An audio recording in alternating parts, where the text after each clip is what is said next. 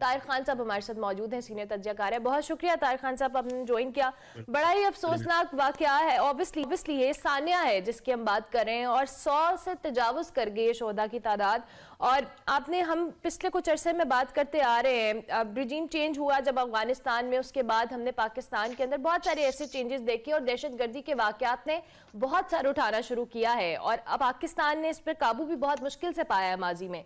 अब एक बार फिर से जो वाकयात होना शुरू हुए हैं, क्या समझते हैं, क्या वजूहात हैं? सिक्योरिटी लैप्स है या पाकिस्तान में जो पॉलिटिकल अनस्टेबिलिटी है वो भी एक बहुत बड़ी रीजन हो सकती है? बहुत शुक्रिया आपका, और माफ कीजिएगा जरा आपके साथ राब्ता थोड़ा सा मेरी गलती थी, लेट हो गया। कोई मसला नहीं। मसला ये था 2017 और 20 के दरमियान जब पाकिस्तान में दहशतगर्दी थोड़ी सी कम हो गई थी, तो यहाँ पर एक सोच थी कि बिल्कुल ख़त्म हो गई है और 95% ख़त्म हो गई है, हमने उनको कराकामा उनका कर दिया है, तोड़ दिया है नेटवर्क। ऐसा नहीं था।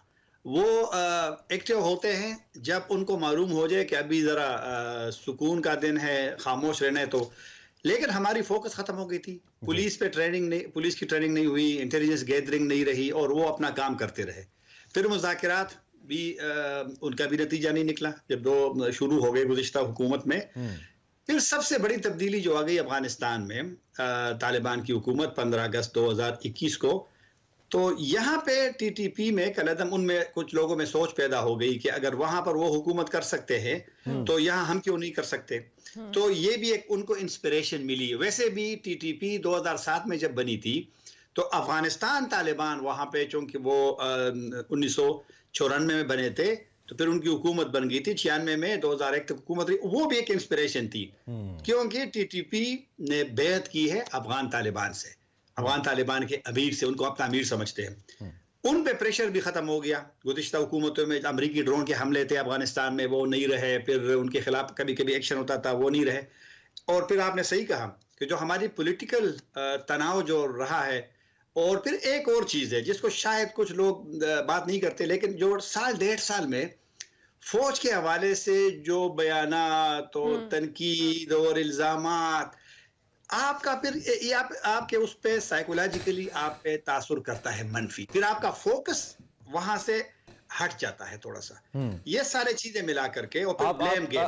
इस नुक्ते को क्लियर करें। आप ये कह रहे हैं कि जो हमारी सियासी जमातों की तरफ से या किसी जमात की तरफ से फौज के ऊपर तनकीद हुई है या उसे पॉलिटिकल इन्वॉल्वमेंट के लिए जो बीच में लाया गया है, इसने समहाउ फोकस को डिस्टर्ब किया, आप ये कह रहे हैं? एक फैक्टर है, एक पहलू है ये, क्योंकि जब मुझे अब अपने एतमाद बहाल करना है, अपनी साख, अपना नाम वो बहाल करना है, तो मेरी फोकस फिर उस तरफ नहीं रहेगी। दूसरी बात, एक और गलती जो होती है, फौज का काम है किसी को पुश करना, उनको वहां से निकालना, इलाका क्लियर करना। फिर बाद में जिम्मेदारी आती है सिविल एडमिनिस्ट्रेशन की, पुलिस की, दीगर लॉ एनफोर्समेंट एजेंसी की। वो भी नहीं हुआ। गिलानी साहब का बयान मुझे याद है अभी तक, जब वो वजीर आजम थे, कि जब शुमाली वजीरिस्तान में ऑपरेशन अभी शुरू नहीं हुआ था, लेकिन उन्होंने कहा कि आप जाने, आप जब भी चाहें शुरू करें। ये नहीं होता। पॉलिटिकल ओनरशिप जब तक नहीं होगी मामलात पे, तो मामलात आगे नहीं बढ़ सकते। ये सारे मिलाकर के, और अब हमारे लिए सबसे बड़ा चैलेंज अब अफगानिस्तान तालिबान की हुकूमत है। चैलेंज का मतलब ये कि उनके साथ उनको आपने कन्विंस करना है। अगर वो मतलब है कि आपसे नाराज है या बात नहीं सुनते, क्योंकि उनका मौकफ है कि पाकिस्तानी तालिबान तो वहां है नहीं, हम कहते हैं वहां पे है। अब कल भी जो असेंबली में बहस होती रही, सब वजीर दिफा, वजीर दाखिला, सबका ये भी एक बड़ा चैलेंज है, हम किस तरीके से उनको करेंगे। तो बहरहाल अब देखना है। ये जो ताहिर साहब बड़ी इंपॉर्टेंट आपने बात की है, political ownership is very important. इदारों ने तो काम करना है, वो उनकी डोमेन है। हाँ। लेकिन उसकी ऑनरशिप इज वेरी इंपॉर्टेंट। और साने APS के बाद हमने ये देखा था, नवाज शरीफ और इमरान खान इकट्ठे बैठे थे। इमरान खान ने धरना खत्म किया था, और उसके बाद हमने ये बहुत अहम फैसला लिया था इस ऑपरेशन में जाने का। इस वक्त जिस तरह की वल्नरेबल हमारी हुकूमत है, 13-14 जमातों का मजबूआ है, इतना उस तरह का अवामी मैंडेट नहीं है, अवाम में अपनी महंगाई वगैरह की सूरत हाल की वजह से इतनी मकबूल भी नहीं है, तो कहीं ना कहीं आपको लगता है कि कोई बड़ा फैसला करने में डिले हो सकता है, और उसकी वजह यही पॉलिटिकल ऑनरशिप होगी जो शायद ये हुकूमत ना लेना चाहे या ना ले पाए मौजूदा सूरत हाल के अंदर? बिल्कुल, आपका सवाल जबरदस्त है, और आपके सवाल में किसी हद तक जवाब भी इसलिए है कि नेशनल सिक्योरिटी कमेटी का इजलास हुआ गुज़िश्ता माह के पहले हफ्ते में 2 इजलास हुए ना, आपको याद होगा, जुमे का वक्फा हुआ तो फिर मंडे को हुआ, फैसला हुआ। अभी तक जब 1 फरवरी को एक फैसला, उस पर अमल नहीं हुआ। कल खबरें आई कि अब नेशनल सिक्योरिटी कमेटी का दूसरा इजलास होगा। तमाम स्टेक होल्डर्स की जिम्मेदारी है, मिलिट्री की भी, सिविलियन की भी, और जो हुकूमत के बाहर भी है। इमरान खान से आप इख्तिलाफ करें, मुकदमात करें, तनकीद करें, उसको आप अलग नहीं कर सकते सिस्टम से। मेरा तो ये ख्याल है कि जब नेशनल सिक्योरिटी कमेटी का आइंदा इजलास हो, उसमें इमरान खान साहब को भी बुलाना चाहिए, क्योंकि इस वक्त वो एक, आप उसको कह सकते मनफी स्टेक होल्डर, वो हर चीज की मुखालिफत करते हैं। तो मुखालिफत अगर मुल्क के अंदर हो तो आपका फोकस पे डिवाइडेड होगा। तो लिहाजा अब ये, क्योंकि यहाँ पर दिल बढ़ने वाला सियासत तो वो खत्म हो गई। अब माजी की तरह लीडर तो अब नहीं रहे कि वो लीडर होते थे तो वो बेनजीर भुट्टो नवाज शरीफ के साथ भी बैठ गई थी, और फिर नसरुल्लाह खान तो मैं नहीं ला सकता कि वो लोगों को इकट्ठा करे, ना हम शाह नूरानी ला सकते हैं, ना मुफ्ती महमूद ला सकते। अब तो इन लोगों से करना है ना। तो जब तक इनका हर चीज को सियासत, अब सिक्योरिटी मामला भी सियासत है, अंदर की बातें 2 मिनट बाद वो बाहर बोल लेते हैं, सेंसिटिविटी हसासियत को सामने नहीं रखते।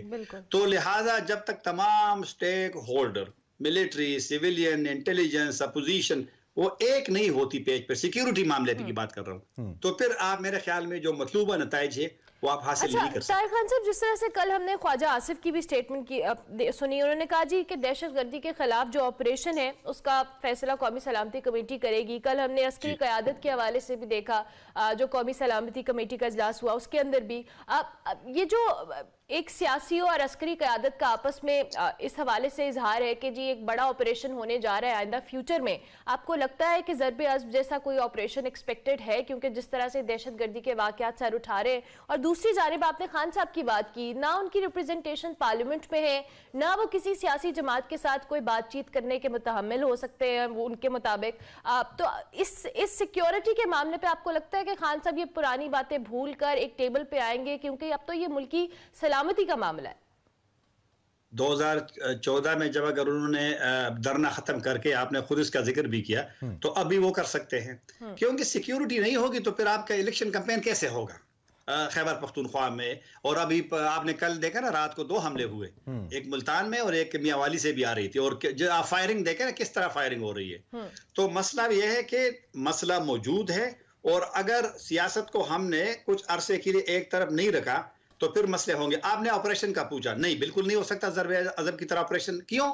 आपको मालूम ही नहीं है कि कौन कहां पे है। उस वक्त तो आपके लिए आसान था कि बाजवड़ 2008 और 9 से आपने शुरू किया तो वहां सारा बाजवड़ उन कंट्रोल में था। 2009 में जनूबी वजीरिस्तान में आपने शुरू किया, सारा वजीरिस्तान उन कंट्रोल में था। 2014 जून में जब आपने आखिरी ऑपरेशन किया तो तमाम जो सवात वजीरिस्तानों से, खैबर से वहां आकर के जमा हो गए थे, वो आपने ऑपरेशन किया। आप किसके खिलाफ करोगे? अब आपका main focus intelligence based operation पे होगा, और वो आसान नहीं है, क्योंकि जब आप जाएंगे, जितनी मूवमेंट होती है ना फोर्सेस की, उतनी फिर इम्कान होता है कि कैजुअलिटीज की। तो लिहाजा एक मुश्किल मरहला है, उसकी तरफ बिल्कुल नहीं हो सकता। कभी कभी अफगानिस्तान की बात होती है कि हम वहां पर भी ऑपरेशन करेंगे, वो मेरी नजर में उनके कोई नताइज नहीं होंगे, वो खतरनाक होगा। दूसरी तरफ आप कह रहे हैं खतरनाक होगा। हम तो क्लेम करते रहे हैं ना तालिबान के साथ अपने अच्छे ताल्लुकात को, और हमने उनको काफ़ी हद तक, हमारी इखलाकी मदद भी उनके साथ रही है, शायद और भी किसी तरह की मदद रही हो। लेकिन अब इस सूरत हाल के अंदर, don't you think being a stakeholder they should come forward?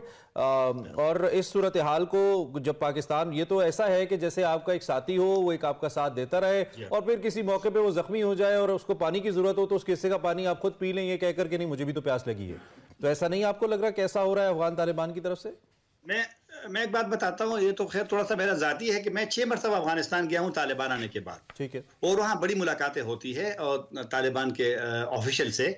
वहाँ पर एक सोच थी कि जो टीटीपी का मसला है, चीनी ETAM का मसला है, या उज़्बेकिस्तान वालों का मसला है, तो ये अपना मुल्क वो सियासी तौर पे हल करे, ये उनका मौक़िफ़ था पाकिस्तानियों को और दीगर जहाँ के उनके शिदत पसंद मौजूद है। पाकिस्तान ने तो बात मान ली, फिर सहूलतकारी उन्होंने कर दी। सिराजुद्दीन हक कानी साहब जो कि मेज़बान थे वजीर दाखिला तालिबान हुकूमत में, तो मैं उनके साथ मिला जुलाई में। उसने कहा कि हम चाह रहे हैं कि पाकिस्तान में दहशतगर्दी खत्म हो, जंग खत्म हो, लेकिन वो सहूलतकारी उसने की हालांकि उस मसले पे तालिबान के अंदर एक बड़ा एक डिफरेंस था, इख्तिलाफ था कि वो हम क्यों उसका टेका ले ले। ठीक। लेकिन फिर भी एंगेज करने के अलावा, सफारती चैनल्स के अलावा आपके पास दूसरा कोई रास्ता है ही नहीं, क्योंकि तालिबान भी अगर आपसे नाराज होते हैं, अफगान तालिबान, और फिर वो आप उसको एक फरीक बनाते हैं लड़ाई में, तो मेरे ख्याल में मुश्किलात ज्यादा होंगे। अब इम्तिहान तो हमारा है ना पाकिस्तान का, कि हम किस तरीके से मुल्क के अंदर और मुल्क से बाहर अफगानिस्तान में अगर वो मौजूद है, किस तरीके से उनका हल करें। ऐसा ना हो कि जी जी बिल्कुल ठीक है। ताहिर खान साहब, थैंक यू वेरी मच, बहुत शुक्रिया, आपने हमें ज्वाइन किया और आपने अपना तज्जिया और मालूमात भी कुछ हद तक हमारे सामने रखी। ताहिर खान साहब बात कर रहे थे। इस वक्त पाकिस्तान को एक बार फिर खास तौर पे खैबर पख्तूनख्वा के अंदर दहशतगर्दी के वाक़यात का सामना है।